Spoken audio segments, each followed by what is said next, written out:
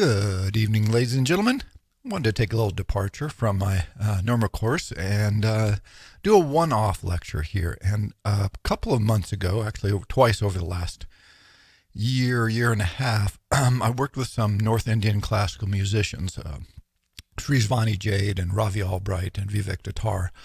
And we did presentations on the development of North Indian classical music and how to listen to it, and how North Indian classical music differs from Western classical music.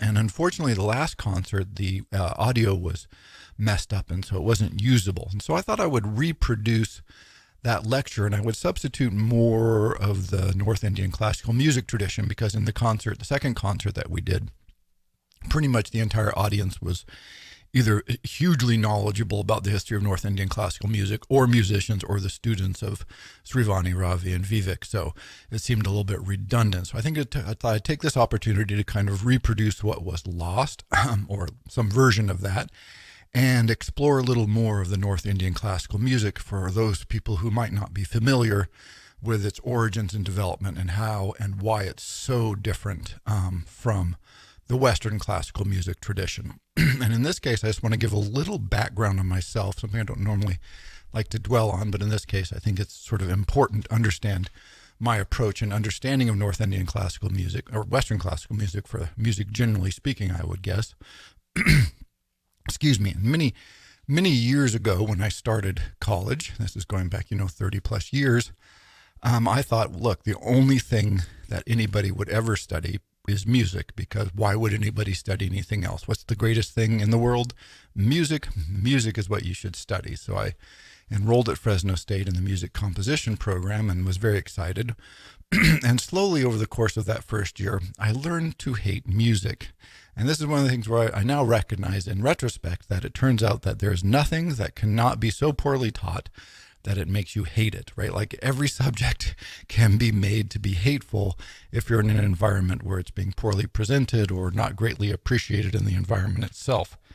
So I did not realize at the time, it's one of these things that sort of grows on you over time. And so finally, I just dropped out of the music composition program, kind of messed up my entire plan out the window, and was just doing other things, shopping around for a new major, taking random classes, something I never stopped doing. I pretty much always just took random classes. And about, I would say, I've never been able to fix the date exactly, but about a year after I had dropped out of the classical music composition program, somebody, and I don't remember who, they did not go with me, said, hey, there's going to be this crazy concert on campus. You should go. And I'm like, oh, okay, why not? And it was like some convenient time. I was on my way to another class, but I had time and it was right there. And so I went to this small, it wasn't really a hall. It was really just a really very large classroom. They had taken all the desks and tables out, and everybody was just sitting on the floor. And then there was a North Indian classical music group there, a sarod player, tambura, tabla. And just one carpet that they sat on. So we all sat kind of close together. There's maybe 30 or 40 people in there. And the musicians started playing. And at first I'm like, wow, what the hell is going on? I have no idea what's going on. This is completely different. And remember, going back 30 plus years now, there was no internet. So if you didn't live in a community that had a very large Indian population, you basically had no access to real Hindustani music. You were never going to hear it. You weren't going to encounter it because there's no internet where you can just look up the history of any music, and you would need a huge record store. That they probably had some at my record store, but I never, bothered to look, because why would you? They might have maybe 2 albums or something. And so I was hearing things. I had no idea what I was hearing. And at first I just thought, boy, it just sounds like they're tuning up. I found out that this is a thing. And then listening, and then all of a sudden they sort of slowly pull you into this place, and then I was just in a ball of light. And all I remember was that the concert stopped. And I just took this big inhale, like, oh my God, like, wow. And it was over. And the lovely gentleman who was playing, thanked us very much for being there. And that was that. And I remember leaving and thinking, oh my God, that's right. Music is the greatest thing that ever was. And the person who was playing was Ustad Ali Akbar Khan. Now, going to your first North Indian classical music concert and hearing Ustad Ali Akbar Khan is like going to your first basketball game and sitting courtside with LeBron James or something, right? Like going, oh, that guy, he seems pretty good at this basketball stuff, you know? It's just, it's unbelievable. He was just there touring, you know, spreading essentially the gospel of the music. And it certainly worked in my case because I was just shocked. I was stunned. It was like nothing I'd ever heard. There was so much joy and power and transportation in what he had produced and what they had produced collectively in such a beautiful setting. We're all sitting very close together. You're very close to them. You're breathing the same air. It was amazing. So I immediately started trying to search out North Indian classical music, and I've been pretty much doing that for the last, you know, many decades of listening and trying to study and understand better. My understanding, you know, very limited. So I'm certainly no expert, but I just really love the music, and I feel like I owe it to Ustad Ali Akbar Khan and the tradition to kind of spread the word. If you're not familiar with it, there may be something really, really great there, but it is very different. And so I've been meditating for a long time on what the differences are and how do they originate and what do they tell us about music and how we experience music and how our cultures approach music and its meaning and, you know, all of those incredible aspects, sort of the meta space around music. But one of the problems here is every time I try to listen to North Indian classical music, I never do. I just go blank. I find it so transporting that I have a hard time going, and I'm like, oh yeah, I was supposed to be paying attention to the you know, the cycles or the rag or the vocals or something. Like I was trying to pick up something in the music, and then I just go blank, and you know, time passes, and I'm loving my life, and I'm in this beautiful, joyful space or serene space, and then it's over, and I'm like, oh shoot, my mind was supposed to be working, but it just doesn't. So I always have this struggle when I'm trying to think about it. So, and I think if you listen to it, you may find this as well. So I'll start with the origins of North Indian classical music. Hindustani music goes way, way all the way back. And it's important to keep this in mind, is it goes back to the Vedas. And the Vedas go back at least to 1500 BC. So they're the oldest, generally recognized as the oldest continuous oral tradition. So the Vedas were religious texts, and specifically they were sacrificial texts. And if you were a local potentate or a king or a ruler or even just somebody who wanted to be healthy, you would call in a Vedic priest and they would recite the Vedas perfectly. This was the key thing. You had to say them right, and that invoked their power. And if you said it right and chanted them correctly, then the sacred power of the universe would be manifest, and you could be healed, or the crops would be good, or whatever the ostensible purpose of invoking the Vedas would work. And so there's an incredibly heavy emphasis in the Vedas, in the Vedic tradition, in reciting things correctly. And the only way you can do this, you can't write them down and get that, because, you know, it's the old joke. You have to learn to put the correct emphasis on the right syllable, right? You can't learn that from a text. You have to hear it orally. And in fact, there were prohibitions for centuries against actually writing. Eventually they were written down, of course, but there were prohibitions for centuries against writing them down because it was so important that you got them orally. And today it is still the same way. You want to receive the Vedas orally. Reading them is okay, but it's the oral tradition that really matters. And so it was student to pupil, very direct, very intimate, and the accuracy of the chanting or even singing. Early Sanskrit is so influenced by the Vedas that there's marks in early Sanskrit that indicate rhythm and sort of, not notes per se, but sort of, I wouldn't call it melodic, but maybe rhythmic and harmonic issues are notated within the early Sanskrit. And so, you know, this notion of chanting and chanting accurately and getting all the emphases correctly so that you can invoke the power of the universe. And, you know, this is the chanting and the mantras, and it goes all the way back, 1500 BC, continuous tradition for 3,500 years at least, the Vedas. So this tradition of student to pupil oral tradition, very intimate, became part of the musical tradition and the court tradition. It's not clear when the drums came in. There are images of drums carved into various caves in the Hindu tradition, and they're there, but exactly where these ridiculously complicated rhythms come from is not clear. But it is clear that it's been there for a long time, and it may originally have just originated from the chanting patterns, and that they created increasingly complex chanting patterns for reciting the Vedas. But it's not exactly clear where that comes from. But it's there, and it's been there for a long time. So this long-running tradition, which is part religious tradition, part entertainment, kind of began to blend with the Persian musical traditions around 1200. That's what everybody gives that date, around 1200. This is when you start getting the Persian incursions into northern India. By the way, 1200 AD. So that's 700 years, right, of development, and then you get this other big element in. But it's pretty clear that the cultural traditions of the Persian Gangetic Plain, these areas had been blurring for a long time. You can have a cultural exchange before you get conquered or you conquer somebody else. And that had been going on for centuries at least, without a doubt. And so new instruments are brought in, increased emphasis on certain kinds of stringed instruments.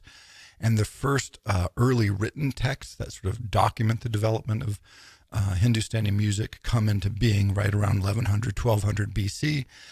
And it becomes a courtly music. It's performed popularly at court, but it always has this double entertainment, but also sacred tradition, because many of the rags, many of the songs, I guess if you want to call them that, are derived from sacred texts. And many Hindu gods are associated with music, playing music, and performing music. And so in the West, we sort of have this stronger division between pleasure and fun and all that goes over there. And, religious stuff is serious and that's heavy and that's over here. They didn't have that distinction. It's perfectly clear that the Hindu gods were enjoying themselves very much and playing music in a sacred way. So the blending of those two is very prominent. And so as it developed, it created this particular emphasis again on the vocal, and the vocal had to be correct. So a very strong emphasis on developing the single vocal line, and that vocal line is for the recitation of a text of some kind. And there's many origins of these texts. Again, many of them are religious. Some of them come from Persian tradition. It doesn't seem to matter where it comes from. It has the same model. Later, the solo instruments like the sitar and the sarod, famously today, develop, but they derive their style and mode of playing from vocals. So it's the vocal is the root. And so you have things like the rubra vina. The vinas are very old, ancient instruments. Sarod and sitar, more recent developments. But again, they are supposed to mimic the way the voice works, because it's the voice from the Vedic chants and mantras that is the core of what's happening. Another element here is, because it was solo, primarily solo, there's no real harmonic development in Indian classical music. They don't do harmony. There's no chords, really. There's no key changes, right? You don't move from one key to another key. You don't have big ensembles. You usually have one melodic line with incredibly rich and complex rhythmic structures, often in 16 beat cycles that then will turn into 7 beat cycles that then go back to they're on these large cycles, and the key notes have to be land on specific places in the cycle as they repeat, or when you get halfway point. And that sort of complex melodic and rhythmic interplay is the core of what happens. But again, there's no harmony, no chords. It's rhythm and melody, all what's basically 100% melody. And the raga itself is the raga that they're singing is sort of like a scale. It's like, here's a scale, set of notes going up. Often what you sing going up and what you sing coming down is different. So there'll be a note missing coming down that you never really sing, or you rarely sing, depending on the direction of which the melodic line is moving at any time. So very different tradition in that way. And then finally, not although we could go on obviously forever on this, you have a sonic environment that's quite different. The tuning, and there's a big debate in the studies of North Indian classical music, is do they use just temperament or equal temperament? In just temperament, that's basically your natural inclination is to use just temperament, because you can sing with an instrument like the human voice. It can hit an infinite number of notes, right? Between any two notes, there's an infinite number of spaces. In equal temperament, which is the way the Western tradition developed, you're trying to create an equal space between every note so that you can play every key and every chord on, say, a piano, the classic example, at any time. This is not generally how the tuning works in Hindustani music, although sometimes they do use it. It's a mix, but they can use the other thing. And what always just strikes me as amazing, and if you go to a concert, you may hear this, is I remember one time I went, and I can never remember the singer's name, but he was a very old singer, and he just sat down and he goes, and he coughs and he goes again. And I'm like, man. And then the tambura, which is the drums, which are tuned, by the way, these two, not tambura are the drums, I'm sorry, the tablas are the drums, tambura we'll talk about in a second, are the drums, and they're tuned. And I can see that the drummer is tuning his drums to whatever the note was, which I'm like, what the heck note was that guy singing? But he's tuning to the singer. And then the tambura was tuning also, again, which we'll talk about in a second. And it's like, oh, he's just setting the bass note, and then he's going to sing from there. And wherever he sings doesn't matter, because as long as he keeps everything true just around the note that he's established with the tambura and the tabla player, it'll sound great. And so they're just kind of tuning in the moment to what they feel and what they hear. Usually these are highly trained musicians, and so they hear really well. So it's not like they're out of tune. It's just there's no arbitrary abstract, they're not tuning to A440. They're tuning to themselves at the moment in that space.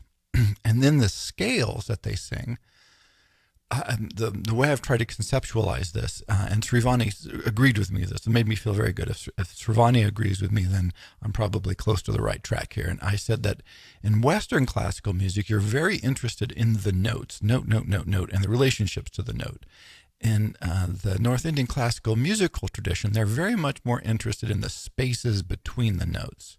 You're listening to those gaps, and they'll close and open. They'll play 100 cents up, or they'll play a few cents up or a few cents down, and they'll play a little flat or a little sharp.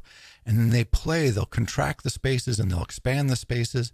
And it's really the nuances of the spaces between the notes and the harmonies they're singing that bring it to life. And so they're not trying, in fact, not only are they not trying, they're not trying to hit the notes per se. They're trying to create this dynamic of increasing and decreasing spaces between the notes that they've established based on the rag that they're singing at any given time. And so it's a really very different feel, approach, sonic environment. And then the final instrument that I think is really important is the tambura, which is the drone that you'll see. And I've always thought, wow, what's the tambura doing? And I've just finally decided the tambura is doing everything. Like it may be the most important aspect of all of this. And it usually has 4 strings, although with North Indian classical music, nothing is standardized. So there's more strings, less strings, and it's usually tuned, although again, this varies, but usually, sort of, 70% of the time, let's say, to the 5th. You get 4 strings. You get the 5th of whatever the scale is you're singing. You get the octave, 8/8, and then you get the root. But the strings are a slightly different diameter and of a different material, generally speaking. And so each string, even the ones, the 8/8, the octaves are the same note, sounds slightly different. And it is plucked continuously throughout a performance. And it creates, again, that drone background. But if you can listen to just a tambura play on its own, what you'll realize is the harmonics and the subharmonics create many more notes. It's not just those 3 notes. You'll get sort of a flat third is the most prominent one that'll sort of spring in and out of focus. You listen, all of a sudden you'll hear the flat third, and then it goes away, and then you hear it, and if you open, you'll swear there's a fifth string on there. You think they must be hitting a fifth string that's just slightly out of tune, but nope, it's not. There's 4 strings, and but you can really clearly, you can actually sort of do it on a piano, but not quite, and we'll talk about why that is in a second. So, when you come to a traditional North Indian classical music concert, you'll have, say, either a sitar player or a singer or a sarod player, a solo instrument, with a tambura, who is just playing the drone, which starts just setting the environment. It creates the envelope in which the rag takes place. And then you have the tabla player who will play, remember it's tuned, so it's heavily rhythmic, but it's also accentuating the notes that you're hearing. It's and playing a little bit off sometimes, a little bit right on, and you'll see often they tune during a performance. This happens, and then you'll often hear, which I'll talk about in a second, a harmonium, which is Vivek Dattara, lovely man, brilliant harmonium player. I accused him of being the evil villain in this story, and you'll see why in a second. But you'll also often get the harmonium, and so then they'll sit down and perform. And what they generally start with is the elap, which is this opening section where they're sort of feeling out the music. They'll establish the scale, they'll search around. And I've talked to several musicians about this, and they're like, yeah, you're sort of finding the audience, finding yourself, finding your space, finding your time. And then you start. I mean, it's part of it, but it sort of sounds like, hey, are they tuning up? Are they really starting? But they're really looking for the place and time. So it's hugely improvisational, more even maybe improvisational than most jazz. Very limited amount of actual, here's what you're doing. And it's created in the moment. And also there's a huge variation how long any performance is going to be. This is one of the big differences from Western classical music. In Western classical music, usually if you vary, let's say a symphony by even 5%, that's considered a really big tempo shift off of what it's normally performed at. But with a performance of Indian classical, I mean, they could do one thing for 30 minutes one night, and the next night do theoretically the same thing. It may be 50 minutes long, right? Just it could be double the length. You could do 100, no problem. Like no one would be surprised at this. So it's very improvisational. It is in the moment. It's built with the audience and with the musicians in time, in that place, at that exact moment. So very different tradition from what we're used to, both in the way it's tuned, the way it's approached, the way it's created, and the way people experience it. Now, if we shift over to the Western classical music tradition, interestingly, it also has its roots largely in religious music. Now, there's troubadour music and whatnot that comes along later, so it's not exclusively. Like all this is blurry edges, of course. But a lot of it originated from Gregorian chant, or plain chant as they call it. We probably noticed Gregorian chant, if you've ever heard that, which is of course religious in origin. So they do share that tradition, but it gets very different very quickly. A big early so Gregorian chant, say 800 AD, give or take. So that is a big part of it. And a big early contributor to church music, not surprising, was the Catholic Church. And as the centuries roll by, one of the things the Catholic Church wanted was liturgical music. But with liturgical music, you want the length and the music to be standardized, right? If you're the Catholic Church trying to organize one universal church for all people that gives the same message, you don't want wildly different music coming from all of your churches. And so they tried to standardize the length of a mass, the length of the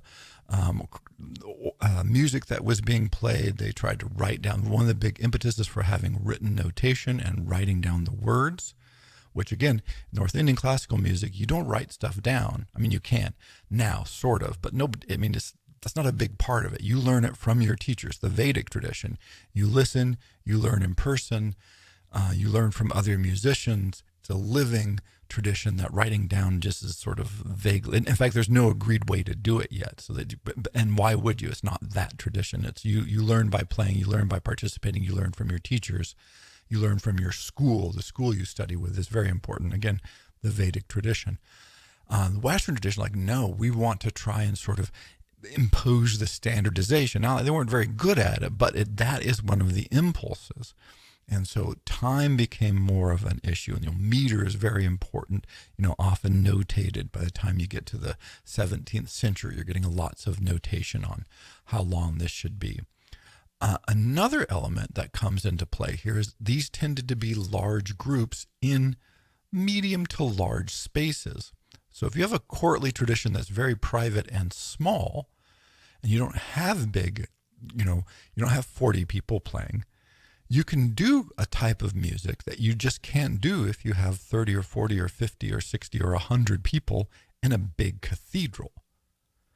And importantly, if you have, let's say you're in a significant sized medieval cathedral and you have a reverb inside of that facility that's producing, like, say, a second or 2 seconds, and you have a larger, you actually can't do complex rhythm. It's physically not an option. It would just become a blur. You wouldn't be able to hear it because you hit a sharp note, and like on a drum, like on a tabla, and you keep playing. Well, all of a sudden, pretty soon, that sharp note just came back, but it came back, 9/10 of a second later. And so, like, oh, well, where's that note again? And then, oh, here and then if you have, a choir of 20 voices, how do you keep them? It's going to blur the rhythm. Everything is going to get a little out of sequence. So it basically mandates that you can't do the sorts of complex rhythm that you're going to see, that's just inevitable in even the simplest of North Indian classical music songs, much less some of the more complicated, when the tabla players really are feeling good and they start launching out and, playing some of these amazing polyrhythms and just, these rhythmic cycles that they do. You just could not hear it in these environments, and you couldn't coordinate enough people to match those cycles. And so it's maybe theoretically it's possible under perfect conditions, but basically you just can't. And so it didn't develop that way. And also they tended to emphasize group performance versus individual performance. And so the harmonic issues, when they started doing multi-line, where monophonic for a long time, and then you would do the octave and then introduce the fifth, and then and then pretty soon they're like, hey, we can do harmony. And so they've really started emphasizing harmonic development. And that was where all the interest, not all the interest, but much of the interest was in the harmony. Now, the troubadour traditions, they have rhythms more complex. They're doing more dance. Bach wrote some dance pieces. But compared to the sort of work that's going on in North Indian classical music, it's just child's play. In fact, there's a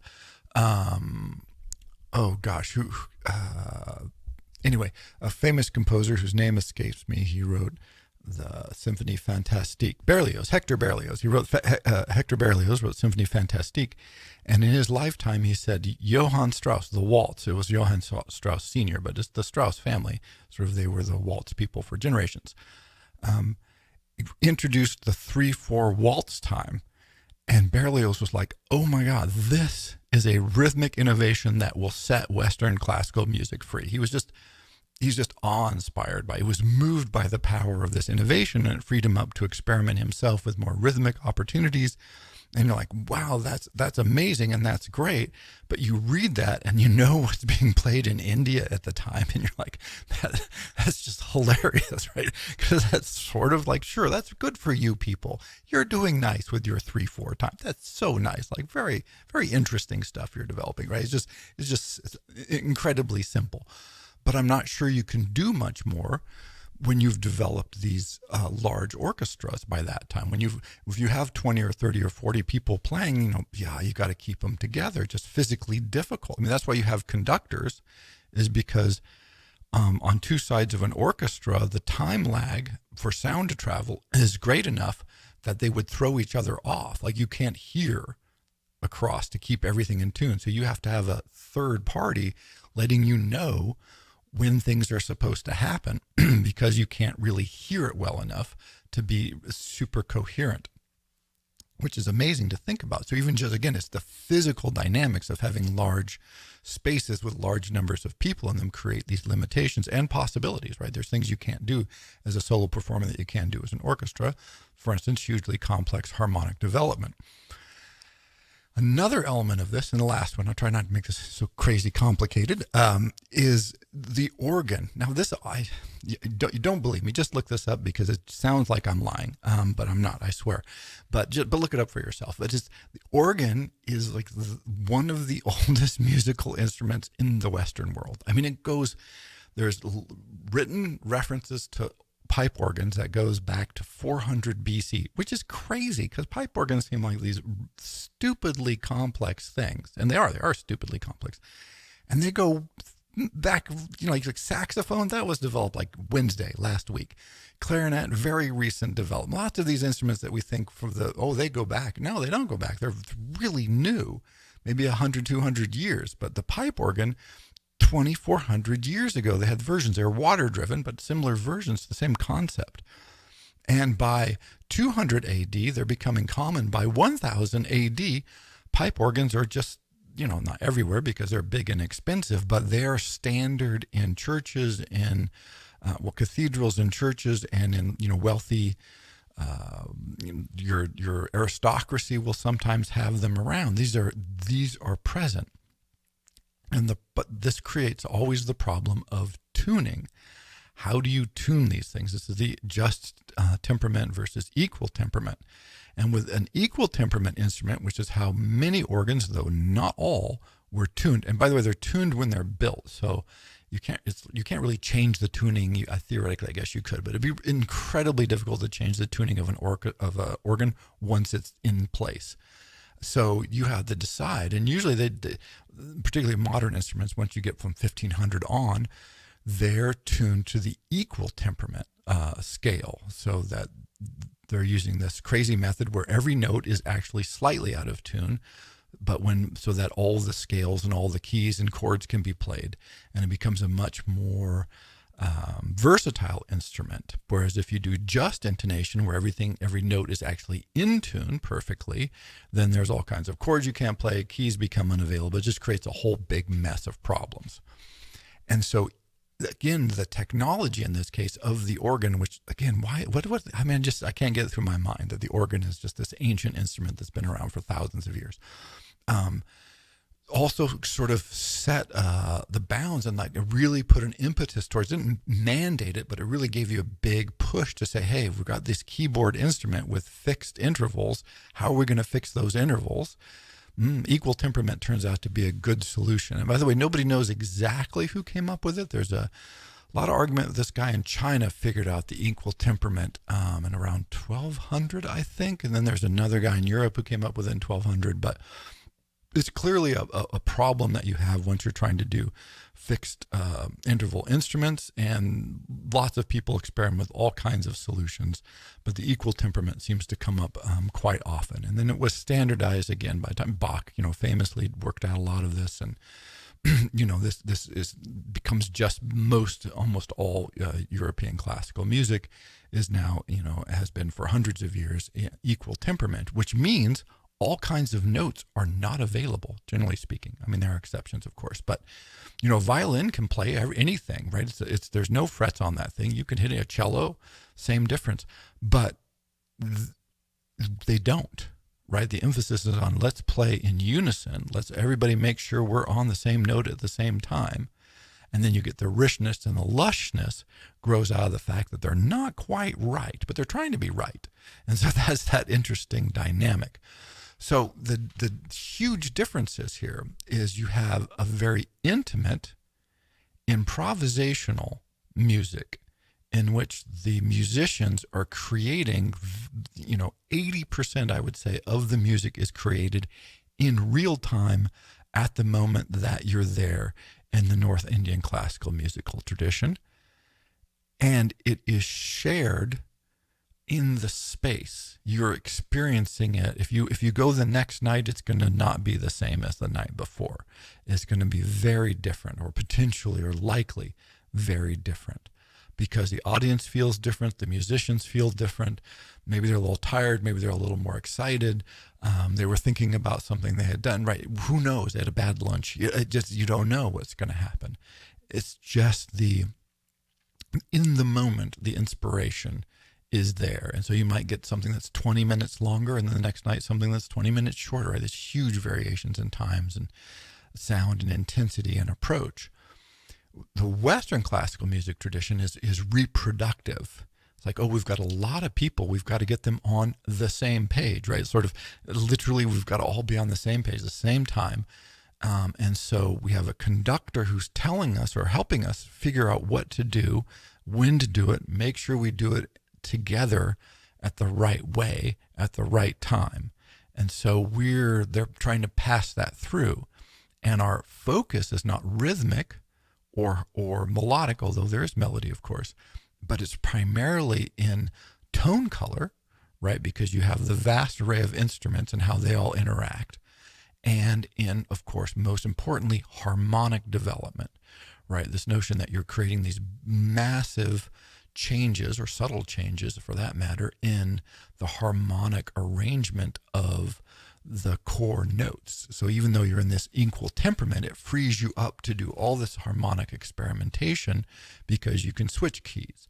You can do crazy chords, and it'll all sound pretty much okay to really freaking spectacular, depending on the night, of course.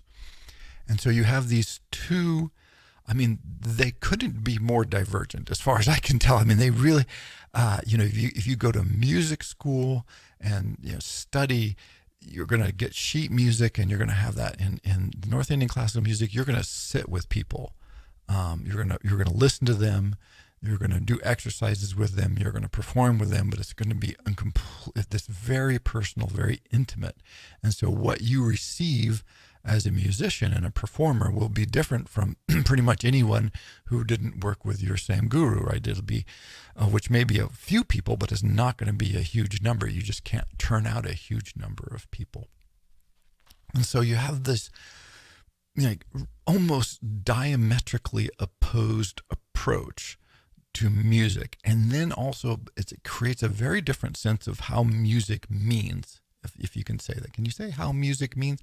I think you can, because the power of a symphony orchestra, the overwhelming, often just sheer volume and scale, and the incredible coordination, or of a huge choir, like the big traditional choirs. By the way, I don't know why we don't use as much of the classical choral tradition. I mean, there's some amazing, there's a vast quantity of amazing choral music. It's just not performed as much. Apparently we like the string orchestra organization now. Beethoven sort of won, and that's what we all think of. But no, the choral power of some of the Monteverdis and whatnot, is I think overlooked. But even that, it's this huge walls of sound and such. And then the concerto is when they bring out that one voice, and the one voice speaks for a while, and then you get back the wall of sound. That tradition. Also what you're expecting. Now we see this not as a religious experience or a spiritual experience, but as a musical journey, as, quote unquote, entertainment. I want to be moved emotionally and maybe intellectually, but it is primarily entertaining. It's a mode of time. And I think this is wrong. I think it's the wrong way to think about music, basically. Entertainment is fine. But when you have these traditions with such capacity, I think we forget that we're there to be inspired, we're there to be uplifted, we're there to be transformed. And that one of the amazing things about the North Indian tradition, it has not forgotten this. At the end of the last performance, people lined up for Srivani to bless them. They would touch her shoes and she would touch their heads, because her performance was so powerful and so moving and so transformative. It's that's what you want. You want to, this is receiving or acknowledging the blessing that you've received from this time that you spent in this incredibly different musical space. And so my joke is always that the easy way to remember this is that the North Indian classical music tradition is correct and the Western classical music tradition is wrong. but but that's my own joke, I guess. But the idea here is I think it's the North Indian classical music is very much more human. It's very much more about you and these people in the moment together. It's incredibly intimate in that way. And the Western classical music tradition seems, it's just a very, very different feel and gives you a very different sense of what the music can and should be doing.